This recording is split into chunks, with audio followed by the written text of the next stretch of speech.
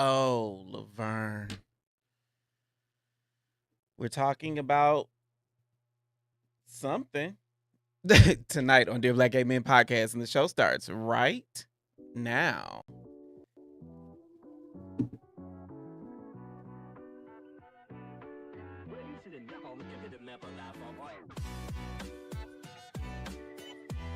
What up, though? I am Jay the Gentleman. That's at JAI, the Gentleman on IG. It's Wednesday, so it's a new time for a new episode of Dear Black Gay Men podcast. It's still our short, bullshit-free step out of our comfort zone. Hopefully, this is your midweek reminder of how dope it is to be black gay men and love black gay men.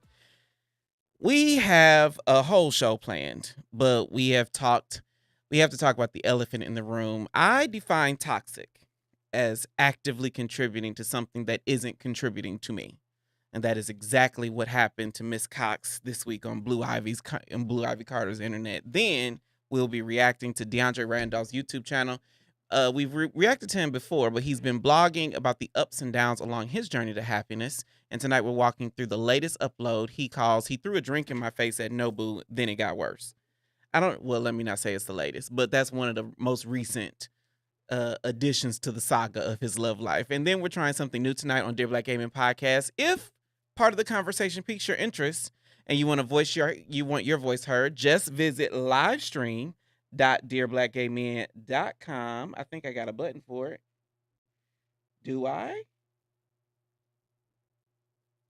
Livestream.dearblackgaymen.com, and then you can join me right here on the show. You can join me live right here to get on the podcast, ask your questions, share your comment. No, you don't have to show your face. No, you don't have to give your real name. You can share as much or as little as you like. We'll have a kiki, and then after the show at 9, we are going to be tuning in. Let me not say joining, because I don't know if he's going to bring me on, but I'm going to be tuning in to Shoot Your Shot Wednesday. That happens on Better Way to Meet on Instagram. But first, let's get into some church announcements. Hit it.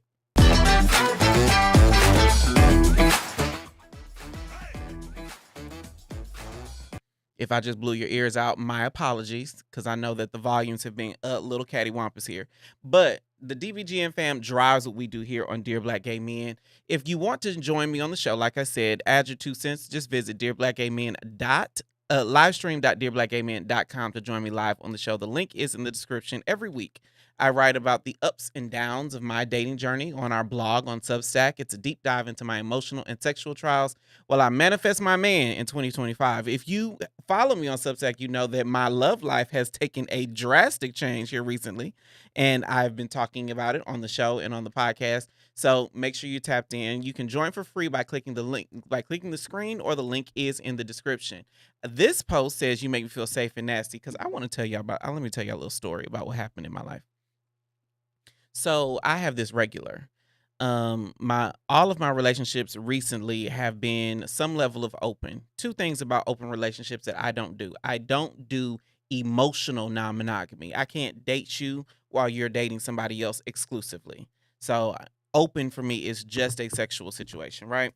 But I do, and then in addition to that, I only have sex even if it's something we agree to. I only have sex with a clear conscience. And so this particular story is about a sexual entanglement that I had with one of my regulars who I had to lay off of for a while because we had a very intense connection. Whether I was in a relationship or not, our connection just was not the run-of-the-mill basic shit. And so when I talked to him, or when I entangled with him, I could tell I made him a lot more vulnerable than he would normally be in certain situations, and he made me a lot more vulnerable than I would be in certain situations. Now I'm single, and ironically, I haven't seen him in a while, but this is the story of the last time where he said this to me. He said, "You make me feel safe and nasty," and that for him is rare. Then, of course, we are new Monday through Thursday. Last season, we started DBGM in the morning, where we went live at 11 a.m. We are not doing DBGM in the morning right now, but my goal has always been to be in front of you every day. And so I am excited to be on the internet Monday through Thursday, which is, it seems like a lot of work, but honestly, with the pace of DBGM in the morning, this feels like second nature. And I love talking to y'all, and I hope y'all love talking to me. So we're here. And then, of course, all the amazing things that are happening here on Dear Black Gay Men. Remember, the best way to support what we do here on DBGM is to join our channel as a YouTube member. Members get access to exclusive conversations, the members only chat, behind the scenes content, and you can join me here to chop it up on the show. Becoming a YouTube member is one of the easiest way to support what we do on DBGM. Just hit the join button below this episode or send a super chat of any amount. For all the latest updates, follow me everywhere on socials at JAI the Gentleman on Instagram. That concludes our church announcements. Please govern thyself accordingly. We'll be right back. I've been in the gym so I could do two things. It's one, thirst trap on the internet, and look good for my man when I find one. And that's why I'm excited that support for Dear Black Gay Men comes from Twillery. Black men, whether you're in the gym, like me, or blessed with good genetics, like me, carry our weight in a couple key spots that can make suits and slacks hard to fit and uncomfortable to wear without either having to size up or break the bank in tailoring. But Twillery answers the fit problem with their performance fabrics. It's the right fit for the tailored look and just enough stretch for comfort and breathability. I'm wearing right now the solid performance polo that hugs my chest and arms while tapering just enough at the waist to show off the good parts. Twillery carries suiting, polos, button-ups, and everything to impress at the job or knock someone's socks off on a date. And you can shop for the perfect fit right now at Twillery.com, and we've got a special offer for the DBGM family. Take $18 off your first order by using code M300J. That's Twillery.com, and we thank them for supporting our channel. Welcome back to Dear Black Gay Men. I do want to run through some of these comments. Kevy Kev always is in the chat. He says, hit the like button, y'all. Make sure you are hitting that like button because that helps. We want to break the algorithm. Kevy Kev also says he hates Jada for giving us the term entanglement. I will tell you, you might not like the term Kevy Kev, but it's so fitting. It is so appropriate. Panthro says, I feel the same way. You go first, Kevy Kev. Body Move PJ Silk says sound is good and clear. Now, this is one thing that I will say. Every gripe I have a gripe about podcasts. Like, I cannot stand podcasts who have bad sound. So the fact that this is a comment that came in, while I appreciate it, and we are working hard to make sure we have good sound and video on every episode, the fact that y'all had to say it really does make me feel like we got to step our pussy up. So I appreciate you for noticing that we've been working, but I don't want you to, I want good sound to be so standard that it's not a thing anymore. Appreciate it.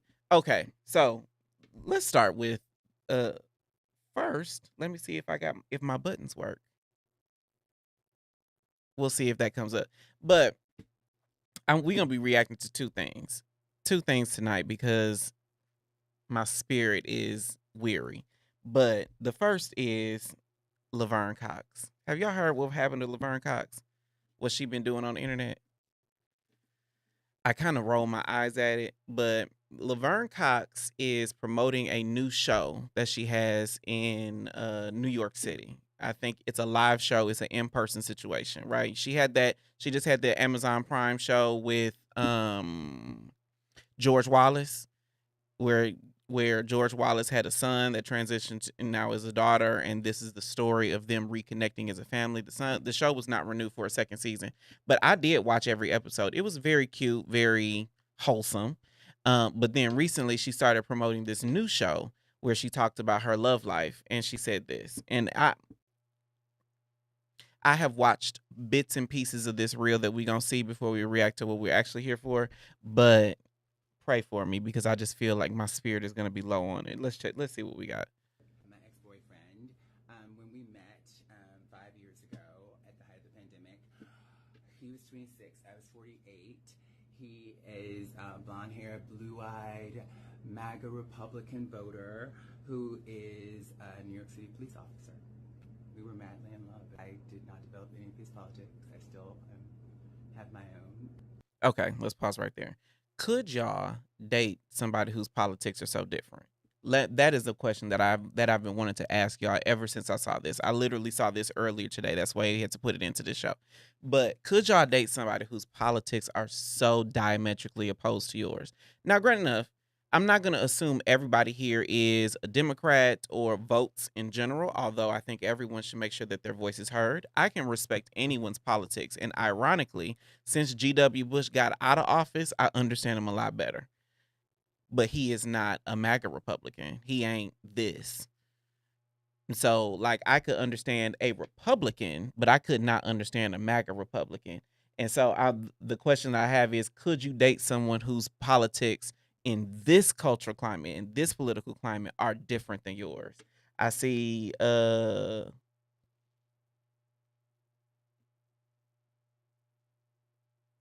J926 says no with an exclamation point.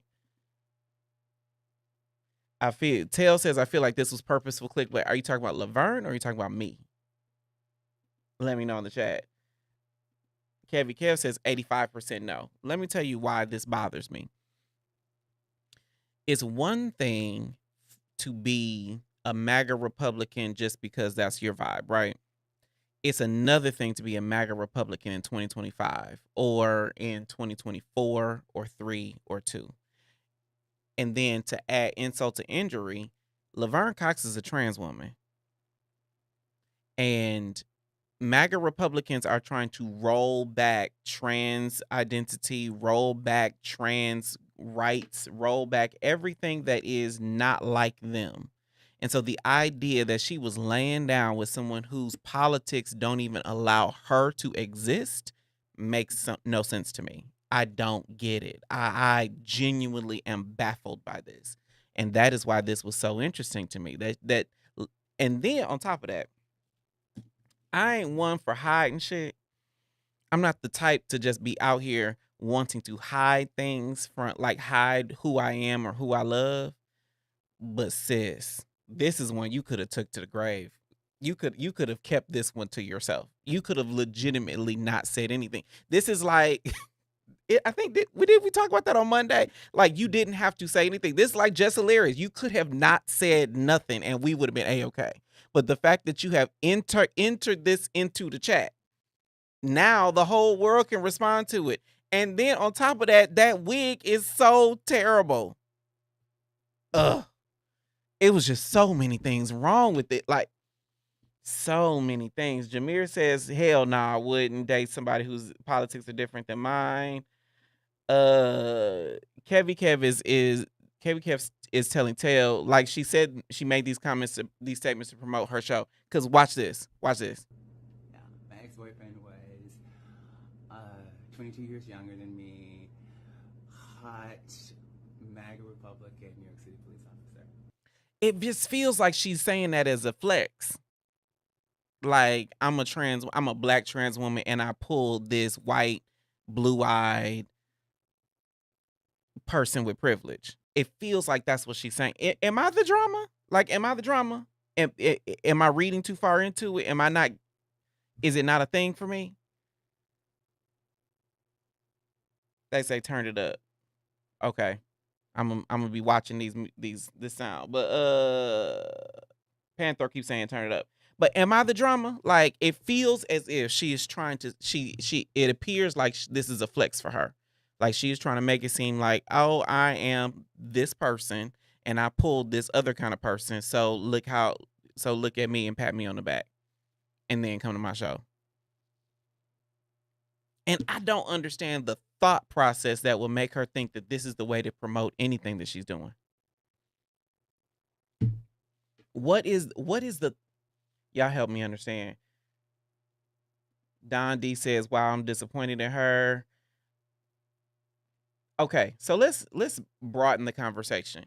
So I would say that we are that the left, the center, the left, because I would say that MAGA is like this far right part of the globe, right? But I think that there are normal people in the middle, and then there are normal people to the left.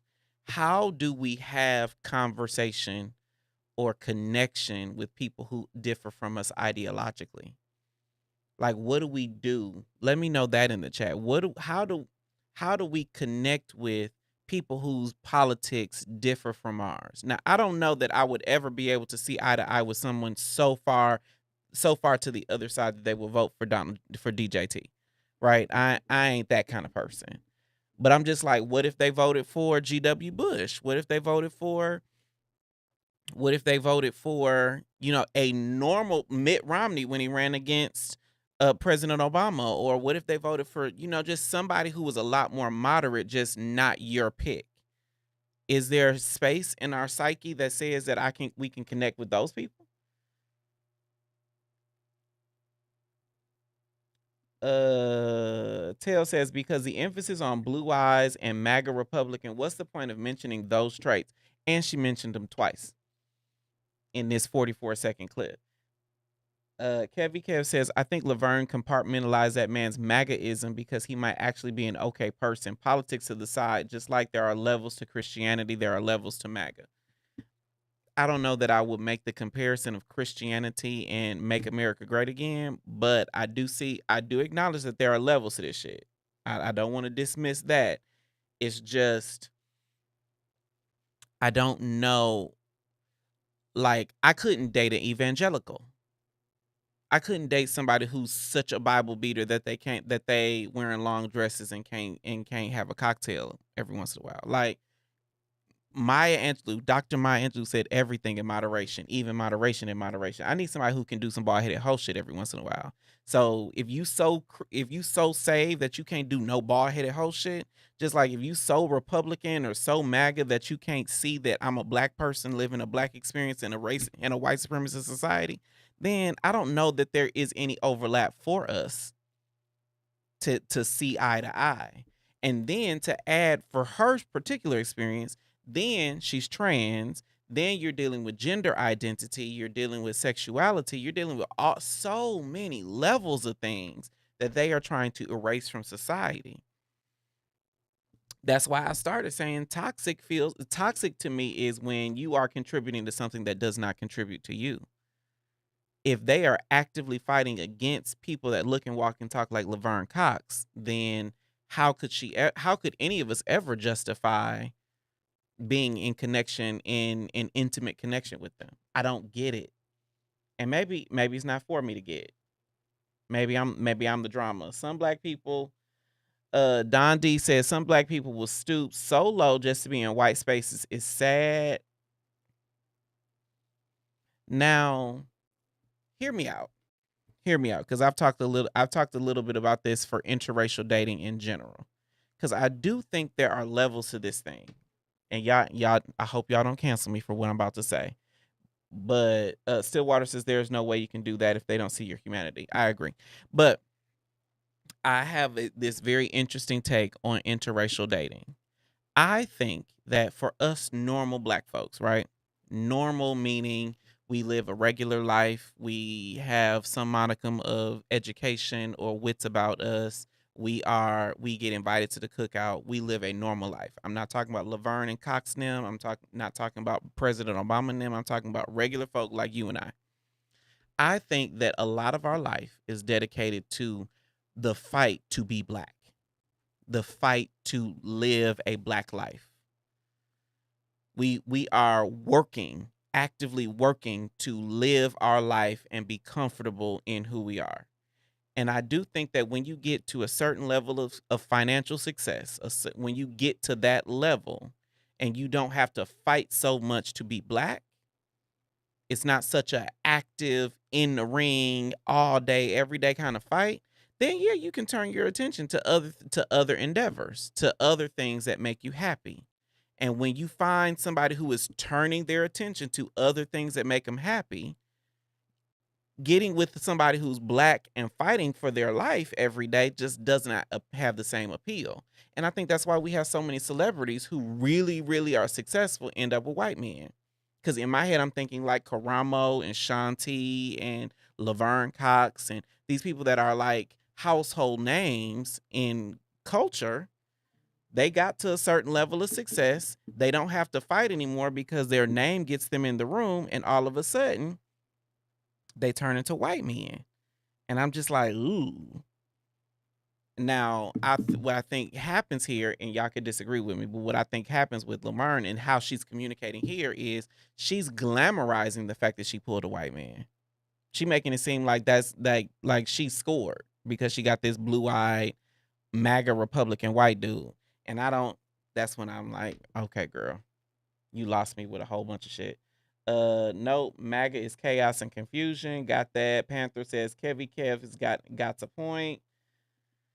Tell says, well, many times it's difficult because often the left mindset is people centered, while Republican mindset focuses on businesses in almost dehumanizing ways. Save the brick and mortar, F the people in it.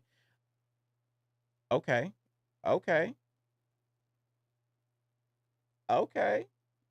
Okay. Yep. So many with white men. Like RuPaul is another one. When you become this, how many times? Like, for instance, we know RuPaul. What's her husband name? Don't know. He is some regular ass white dude. He's Australian, I think, and he's a farmer in Montana. We know Karamo Brown. What's his husband's name? Some random white dude. We know Sean T, Todrick Hall. We know Laverne Cox. What are any of their people's names? And I just find it very interesting that there's this pattern of really, really prominent black queer people, queer or trans or LGBTQIA plus people with these regular basic ass nobody ass white being. And I just find that so interesting. Tail says, honestly, I feel like with interracial dating, for me, the only way that dynamic can work is if the white person is willing to lay down their life for black lives or for black partner remove their from their blackness. Only way a white man could work with me is I don't know. I don't know. Now, one thing I will say about Laverne's situation, I don't know that I'm even aware enough of white people to give a white man the time of day. Like, my life is set up to where I am talking to black men about black men all day, every day. I live and breathe Dear Black Gay Men podcast, Dear Black Gay Men. And so I don't even know that I have an awareness that a white person would be into me. I remember one time I went to a club. This is a leather bar, and I'm wearing some hoochie daddies, like, cause it's Georgia in the South in the summer, and I'm wearing hoochie daddies. And white dude comes up to me and he touches my leg, and I immediately recoiled. Don't touch me. Now, granted enough, that could have been his way of flirting, but that's not how you flirt with me. I don't have an awareness around how white people navigate space enough to be like, oh, he's interested in me. And I don't have a awareness around white people being attractive enough to look at another white man and be like, yeah, he's cute. When I go into a bar or a club or a space, I'm thinking, where are the black people? I'm not thinking, do these white men have eyes for me? I absolutely see color, and I ain't gonna stop. But maybe that's just me. Okay, that's enough about Laverne. We'll finish this. Yeah.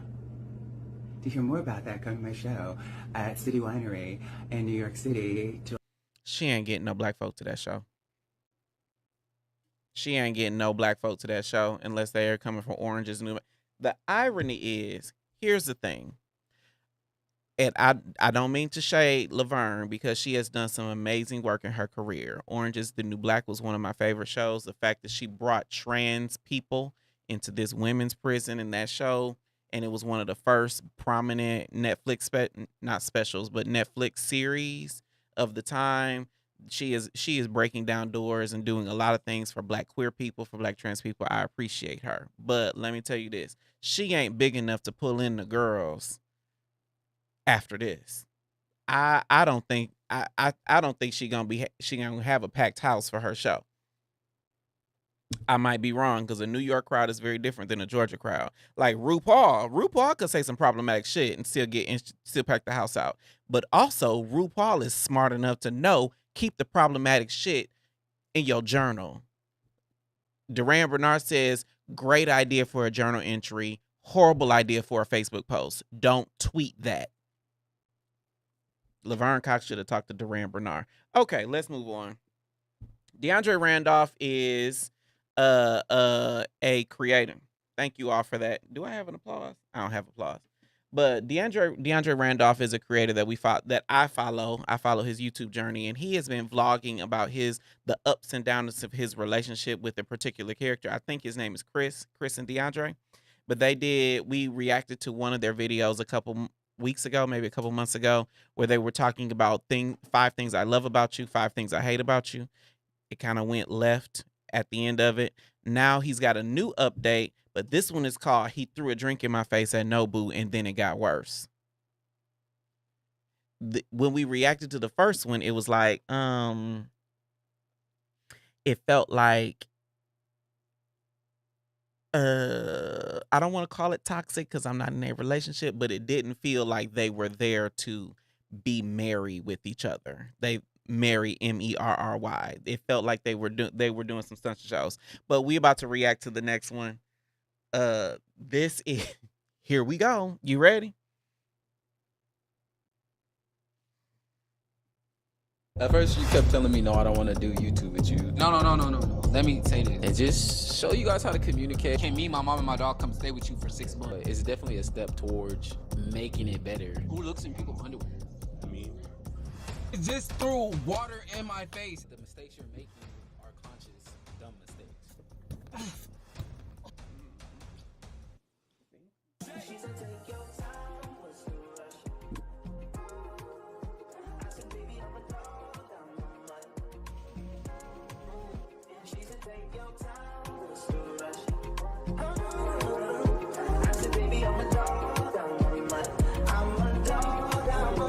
What's up, you guys? Welcome back to my channel. My name is DeAndre Randolph, and if you're new here, don't forget to click like, comment, and subscribe. We are following up on our last video. If you haven't watched that one, we made it a mission to start. I'm gonna pause it right there. Y'all let me know in the chat. I'm checking volume levels because in my ears it's loud as hell, but also y'all been telling me to turn it up the whole time. So let me know in the chat if it's loud enough for y'all.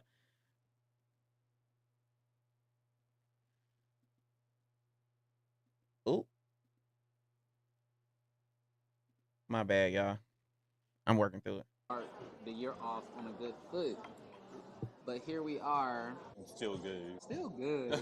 He's always trying to make something negative. I'm not trying to make it negative, but like, I'm supposed to be vlogging weekly, but every time I don't vlog weekly, it's because Chris threw it off. Because he's pissing me off and I put it on pause. No, I'm not filming. That actually wasn't the reason though. That was part of the reason. It was a part of it. There's multiple reasons. Can I be honest? I forgot what happened. I had to unattach this mic to tell y'all. Anyways, let me tell y'all what happened. So, after we filmed that last video, we was like in a good ass space. What was the last video? Oh, where we were like sitting down on the couch just chilling. Yes. We were doing good for about 3 or 4 days, like not on the negative. Then, next thing. Thank you. What did you do? Getting the pepper. No. What? Because I ate the other You plate? just ate the whole other plate. We can order more. They're not running out.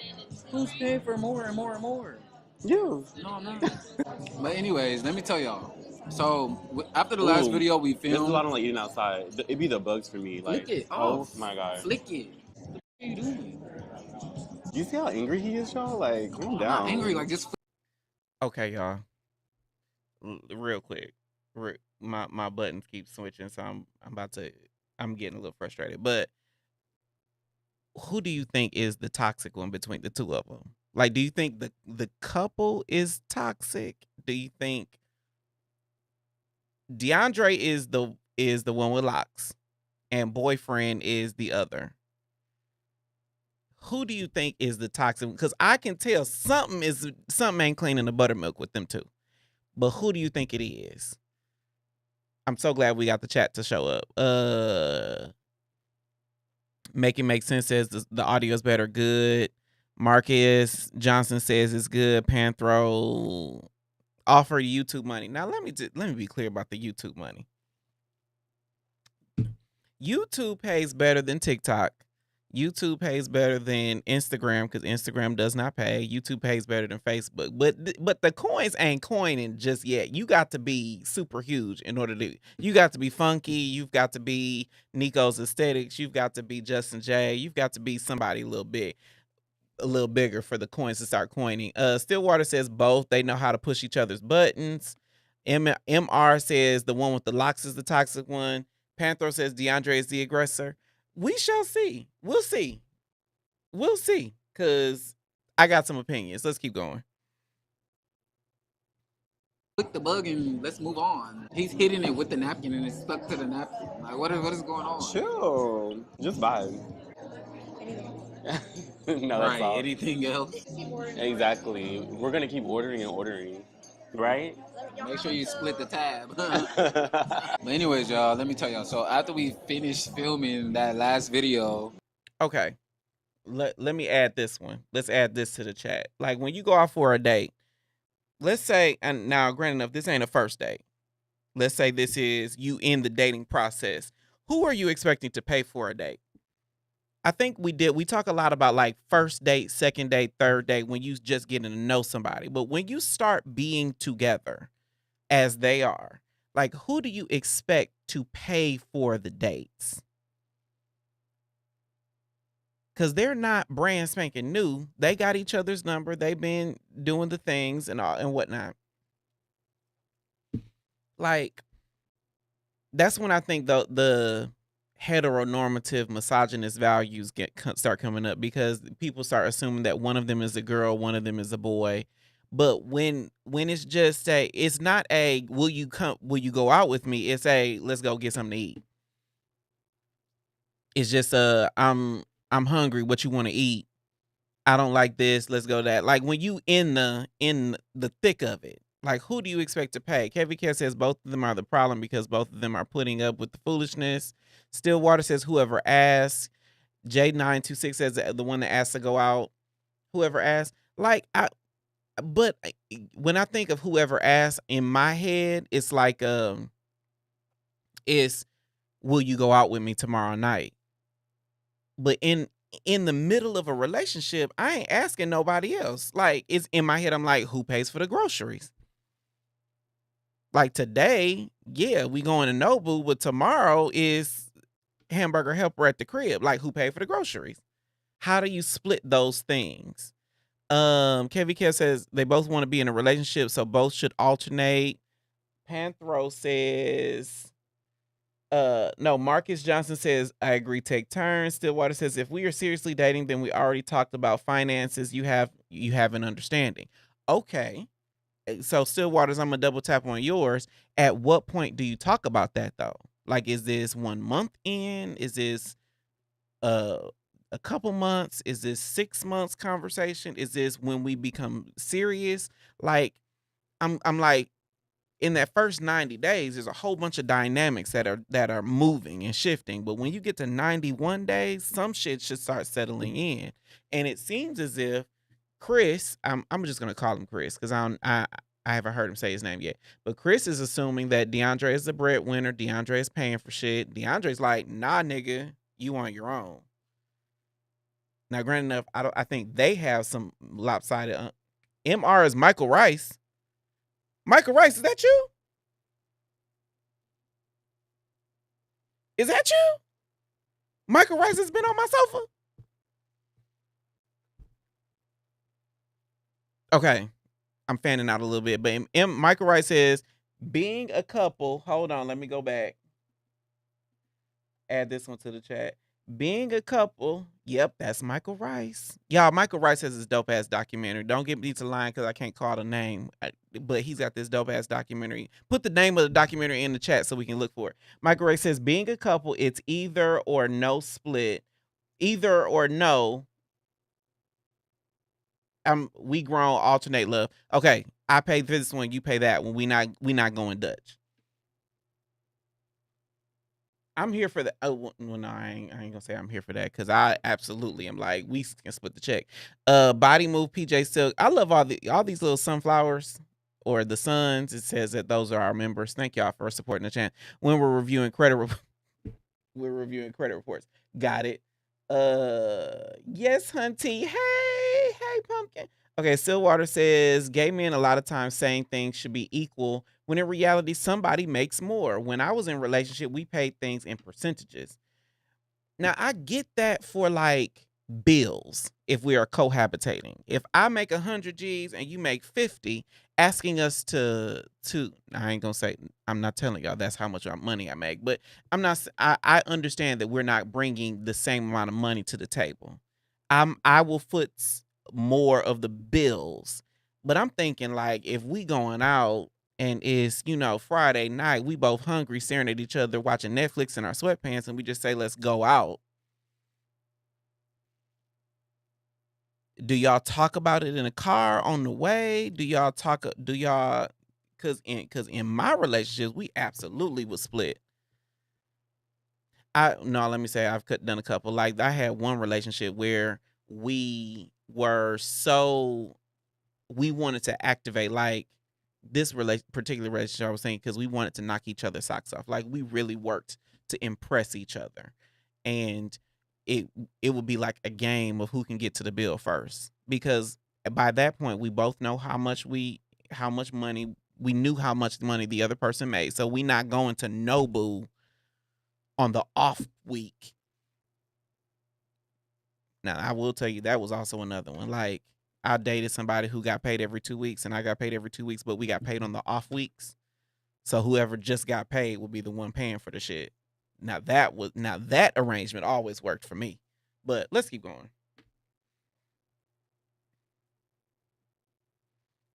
We was doing good. Then randomly, Chris texts me. He wants his mom and dog to come to my house for 6 months. This is where you lack in context. That's not how that happened. Okay, So y'all, let me come in. If you all don't know, and I think Dre might have hinted at this like in the videos, but I've never like given backstory. So I have an apartment, right? But I've been in month to month for almost a year.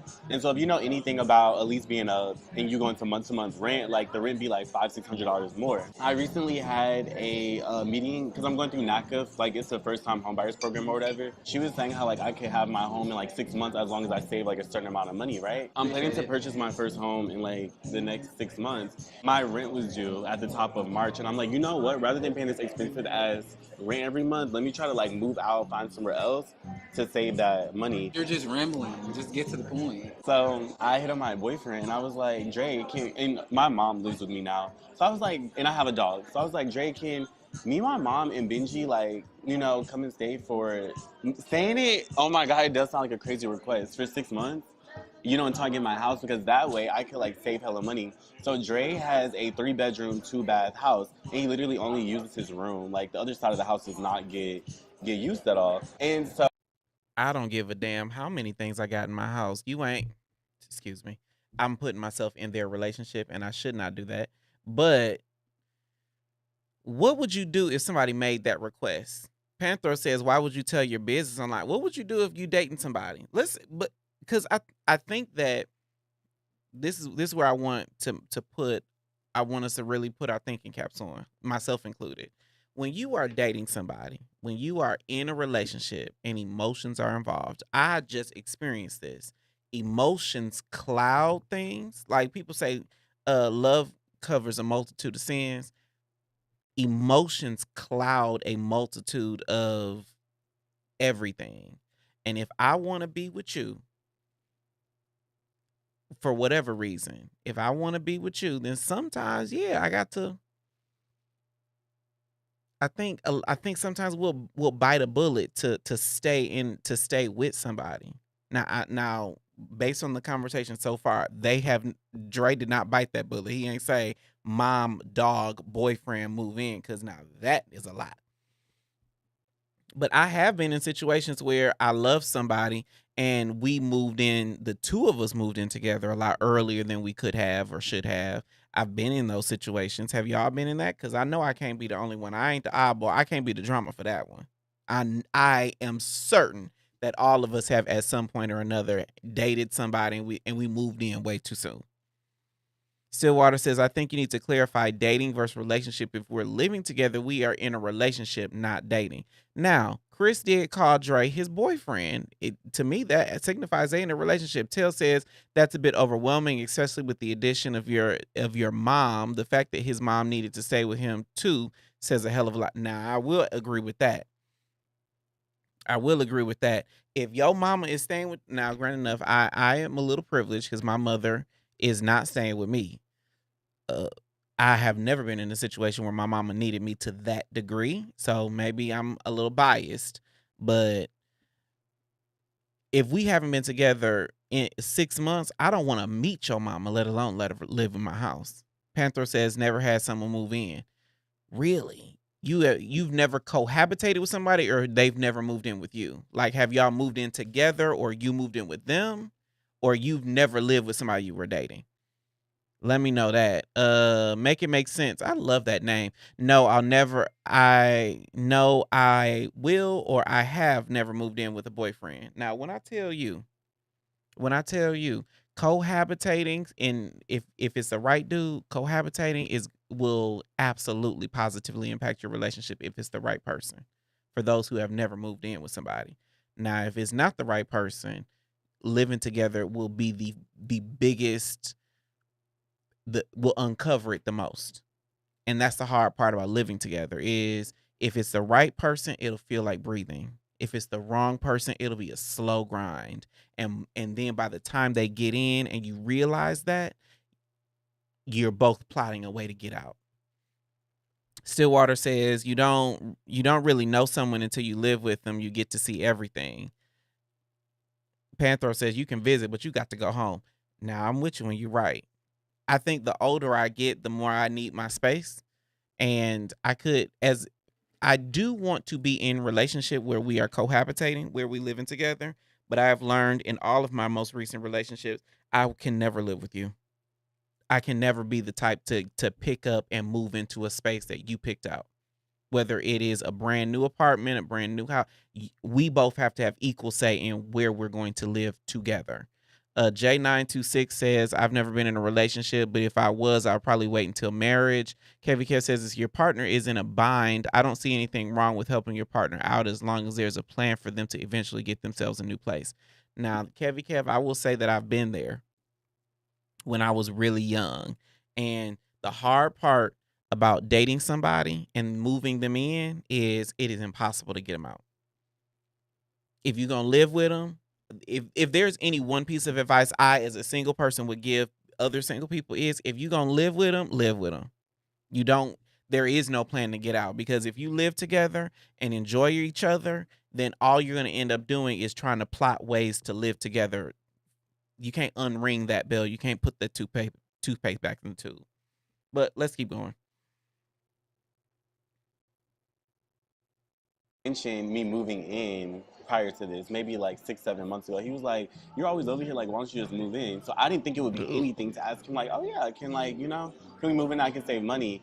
And then I'm thinking like, of course my boyfriend's gonna help me save for one of the biggest investments I'm gonna make in my life. But he said no, and that pissed me Good. off. I said no because how you gonna give me 3 days to decide if you, your mom, or your dog can move into my house? That's crazy to me. Like, he didn't communicate to me to like ease into that. His whole mom situation about not even liking gay stuff. And then it's like we all have different lives. So I'm like, how is that supposed to work? Like with all three of us living in the house together. He did not bring this up to talk about at all. And see, that's where you lost me. It's for me, it's not how is it supposed to work, is do I want to do it? Like, I would never even give myself the time, energy, or space to consider how is it gonna work. Because I don't want to do it. Like, I don't care how it will work. I don't need to know how it's gonna work. Panther says, yep, as I got older, I can't live with anyone. It's too much stress, so come visit. But after a couple days, baby, go home. This will make me want you more. The heart distance does make the heart grow fonder. I will say that. Distance does make the heart grow fonder. But also, so I'll tell y'all this. I'm at a point in my life where two opposite things work for me in a relationship, or I'm looking for two opposite things. In a relationship, I really do love my personal space. I love having you in my space. I love catering to you while you are in my space. I love having you over so I can put my dick inside you while you are in my space, and then you can go home. But also, I love the idea of double income, no kids. Like, the two of us contributing to one household and all the disposable income that will yield, that also attracts me. So I'm like, ooh, I don't know about that. Burger Boy TV says they can move in, but they all got to have a plan to move out eventually, including the dog.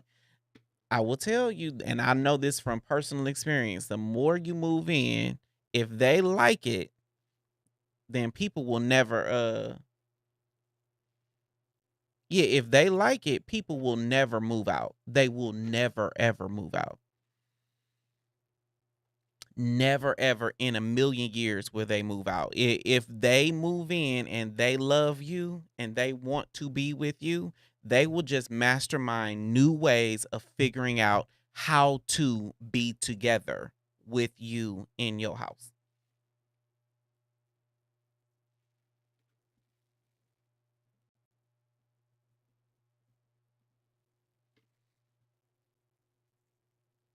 When they get comfortable, they're not gonna leave. I'm telling you. I know that more than I know that like I know Jesus. Stillwater says I lived with a man for 18 years. I got used to that dual income. We both benefited. I'm telling you. There are too many the trappings are too great. Too many things are going to start working together. You're going to end up getting accustomed to the double income, no kids, unless you do have children. You're going to get accustomed to coming home to somebody. One person cooks, one person cleans. You'll build routines around each other. Just getting somebody out your house and y'all salvaging a relationship, maintaining a relationship just gets harder and harder and harder. And yeah.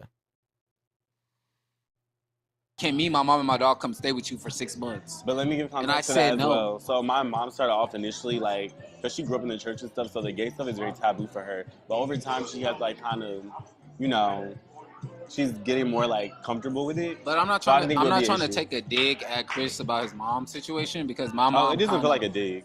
I'm trying to get Chris to understand how you gonna ask that big of a request in 3 days. Like that means you didn't care about like what I had going on. You didn't care about my space. You didn't care about like my daily routine. He got mad at me because I said no because he didn't give me time to even think about it. All right, teammates, we having some technical difficulties. But you know what? We can do. Let's take a break. HIV status? When you do, you can take control of your sexual health. HIV self-tests give you the power to decide when and where to test. You just swab and stick it in the tube. Test in the privacy of your own space. You can set a timer, sit back, and wait. In as little as 20 minutes, you'll know your results. No matter your test results, you have a community waiting to support you. I love being able to test where I want. I love that it's confidential and quick. You gotta love free. It makes me feel empowered. When I show myself love, I show my community love. It's important to know my status. It's important to know your status. It's cool to know, you know? If we all get tested, we can stop HIV together. Learn more about HIV testing, including free HIV self-tests at cdc.gov/HIV self-testing. Okay, teammates, we are experiencing some technical difficulties, but the show must go on. So the irony is we at the bottom of the show. One thing I will say, and I'm excited I can announce this, DeAndre, who is in the video we reacted to, will be on the show next week. On next week, Wednesday, he will be joining me. A week from today, he'll be joining me right here on Dear Black Gay Man Podcast so we can ask him all the questions we have about his toxic-ass relationship and what happened. I will tell you at the end of that video, I fast-forwarded through and I've seen it. The boy did end up throwing a drink in his face, and it became a thing. So I would recommend everybody go watch it. The link is in the description. The comments, as y'all know, keep us going through the roof. So before we go, let's comment on some comments.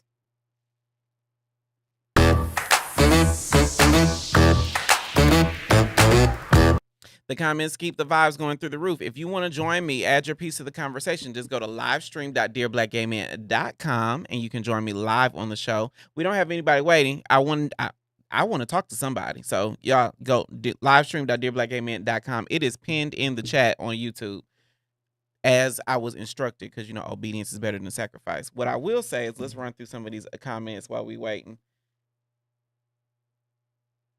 Stillwater says, I wonder why it's so little. Stillwater says, going to live in my house with your homophobic mama. Hell no, my house is a place of peace and tranquility. No negative vibes. Agreed. I think the hardest part about living with, cohabitating with, being around parents is Like, what do you do when you want to fuck? Like, I want to respect your mama, but I also want some bujana. Like, how does that dynamic work? This one says, "That's terrible. I would never, I would never bombard somebody's space like that, especially my ninja." Uh, mm, so Stillwater says, "I lived with my man for 18 years." You already did that one. So now let me ask y'all this: at what point would you consider caretaking for a relative? I come from a very tight knit family. My mother lives here in Atlanta. My brother, his wife, their children, my sister. We all live within 15 minutes of each other here in Atlanta. So now ain't none of us living with each other. But if push came to shove and I needed to take care of someone, yeah, I would avail my home to my family. But if I'm with somebody, I know that there is a bigger conversation. It's not just me making a decision. At what point in the dating process would you even allow yourself to go to consider having a family member cohabitate?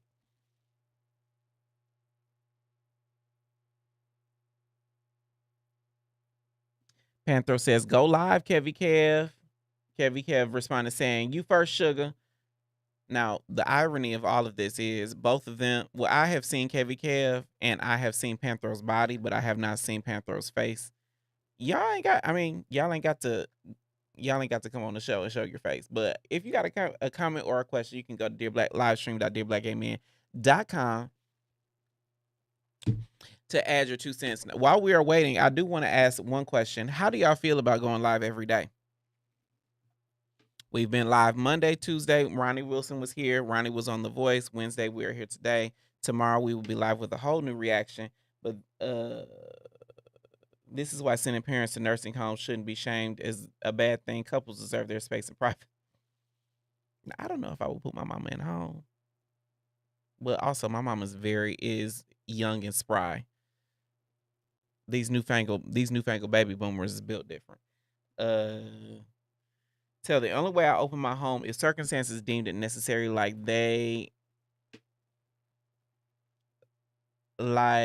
somebody just tried to ring. You can rejoin.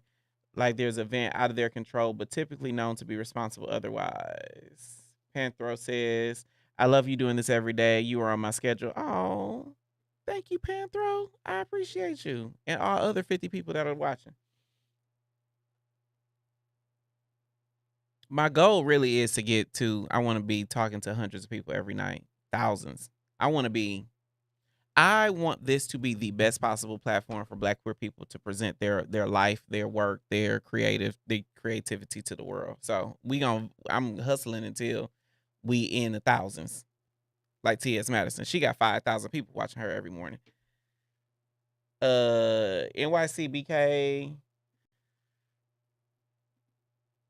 NYCBK says, "This relationship is the definition of toxic. When you define love, respect, and affirm, what's in this video shows these characteristics." We do have a guest.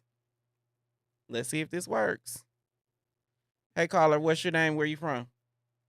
They hung up.